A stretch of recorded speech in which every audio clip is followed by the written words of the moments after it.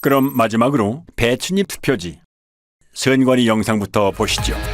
지역구 사전투표용지 하단에 비례대표 사전투표용지 내용 일부가 인쇄돼서 마치 배춧잎처럼 보이는 투표지가 발견되었고, 이게 대량 유조투표용지 투입의 증거라는 주장이 있었습니다. 이때 지역구 투표용지가 완전히 배출되지 않은 상태에서 투표용지를 받기 위해 출력 부분에 손을 대고 있는 경우 지역구 투표용지가 안쪽으로 밀리면서 하단의 비례대표 투표용지 내용의 일부가 겹쳐서 출력될 수 있다는 사실이 대법원 재판 감정 과정에서 확인됐습니다.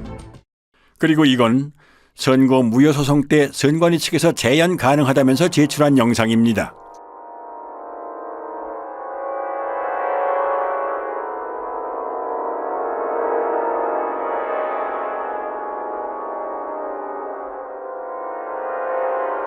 발상은 참신했지만 반박 불가한 여러 증거가 투표지에 남아 있었습니다. 선관위에서 사용하는 사전투표용지 발급기는 앱선사의 3색 잉크젯 프린터입니다. 잉크젯 프린터는 헤드가 좌우로 움직일 때 헤드에 달린 노즐에서 서너 가지 색의 잉크가 일제히 분사되어 색을 만들어내지요. 반면 가짜 투표지 인쇄에 쓰인 인쇄기는 순서에 따라 한 색상씩 개별적으로 찍어냅니다. 즉, 잉크젯 프린터는 여러 색을 동시에 찍어내지만 인쇄기는 색상별로 차례대로 찍어낸다는 커다란 차이점이 있는 것입니다. 옅은 색으로 인쇄된 파랑, 노랑, 녹색 부분이 보이시죠?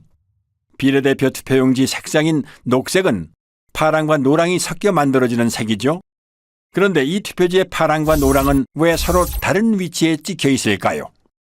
앞서 설명드린 대로 잉크젯 프린터로 녹색을 출력하려면 파랑과 노랑을 동시에 동일한 위치에 분사해야 하므로 이 투표지에서처럼 두 색상이 각기 다른 위치에 찍히는 일은 결코 일어날 수 없습니다. 즉, 이 파랑과 노랑은 인쇄소 인쇄기에서 파랑을 먼저 찍어낸 후에 노랑을 찍어내는 과정에서 발생한 흔적으로 인쇄소에서 찍어낸 가짜 투표지라는 결정적인 증거가 되는 것입니다. 또한 국회의원 선거 투표라는 글자가 곡면을 따라 인쇄된 것도 원통을 사용하는 인쇄기 인쇄의 흔적입니다. 평면으로 배치된 잉크젯 프린터의 노즐에서는 일직선으로 배열된 글자가 곡면으로 출력되는 일은 일어날 수 없습니다. 그리고 국회의원 선거 투표라는 글자 아래에 선거 투표라는 글자가 중복으로 인쇄되어 있습니다. 희미하게 보이는 노란 글자까지 치면 최소 3개입니다. 게다가 빨간 선관위 청인도 얼핏 보이는 것만 최소 2개입니다. 설마 투표 사무원이 2번 이상 여러 번 갖다 댔다고 하지는 않겠지요. 또한 한국경제당 아래에 위치한 친박신당이 더 위에 찍힌 것도 설명할 수 없는 부분입니다.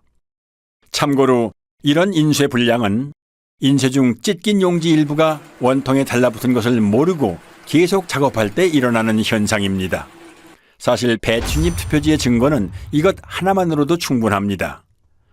투표용지 출력에는 낱장이 용지가 아니라 이어져 있는 롤 용지를 사용하므로 앞에 투표용지가 절단되는 순간 다음 투표용지는 이미 상당 부분 인쇄를 마친 상태가 됩니다. 즉, 지역구 투표용지가 배출될 때 비례대표 투표용지 가장 윗부분의 선거명과 청인은 이미 인쇄를 마친 상태인 것입니다. 이 영상을 한번 보시죠. 선거용지 2장을 받으면 지역구 투표용지 배출에 바로 이어서 비례대표 투표용지가 나오는 모습입니다. 아무리 재빨리 들이민다 해도 비례대표 투표용지 상단부에 선거명과 청인은 찍힐 틈을 허용하지 않습니다. 그러므로 이런 현상은 일어날 수 없는 것입니다.